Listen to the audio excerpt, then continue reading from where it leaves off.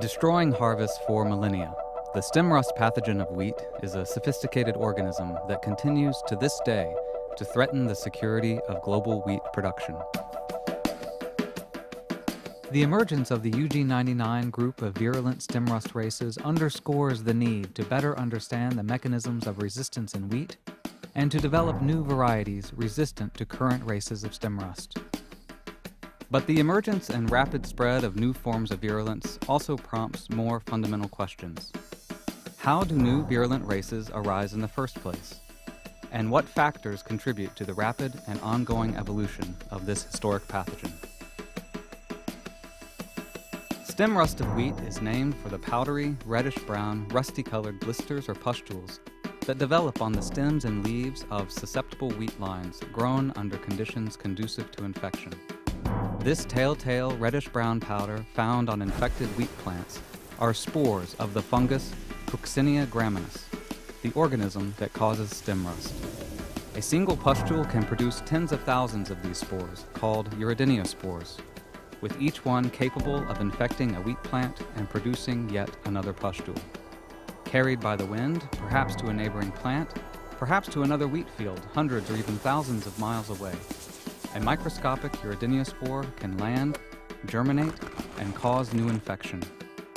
Once inside the host tissue, the pathogen extracts nutrients from the wheat plant's cells, grows, and eventually produces a new generation of uridinospores in such abundance that the plant's tissue erupts, releasing the new spores into the air to repeat the infection process elsewhere.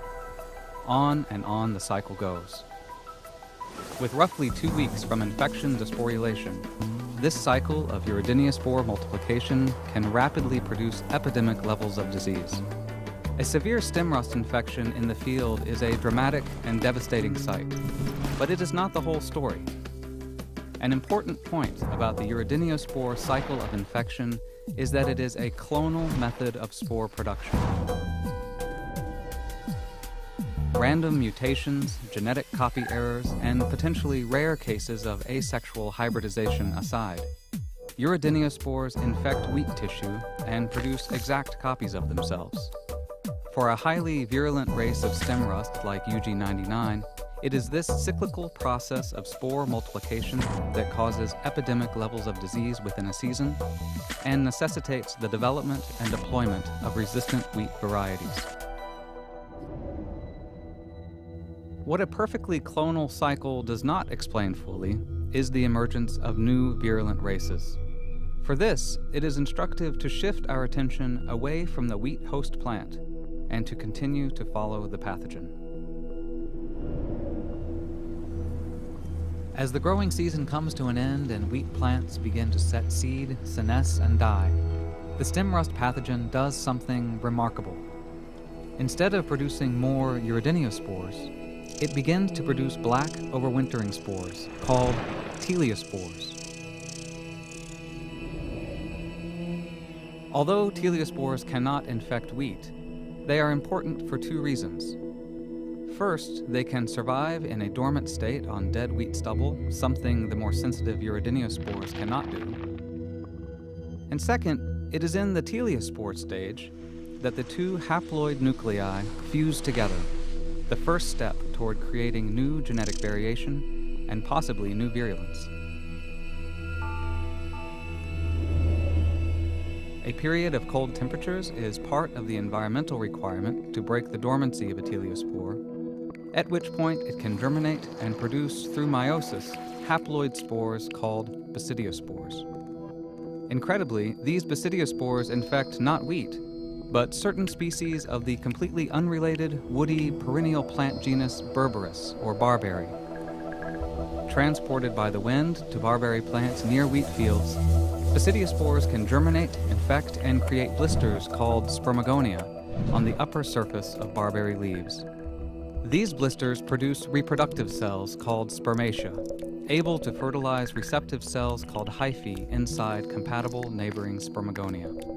In this step of fertilization, entirely novel genetic combinations are achieved. Once fertilized, the hyphae grow down through the barberry leaf, where they eventually produce stunning reddish pustules on the underside of the leaf, marked by numerous peach or orange-colored tube-like structures called ecia. When exposed to moisture, these ecia, quite visible to the naked eye, forcefully eject the next spore form of stem rust, esiospores.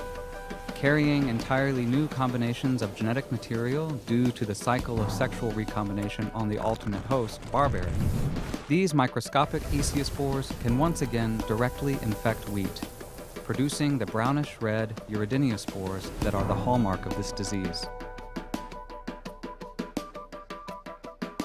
The complex and amazing life cycle of Fuchsinia graminis suggests that achieving durable resistance to wheat stem rust depends not only on the critical task of developing more resistance in the primary host plant, wheat, but also on investigating the prevalence and functionality of the alternate host, barberry, and utilizing knowledge of the complete life cycle of the stem rust pathogen to limit the emergence and survival of new virulent races.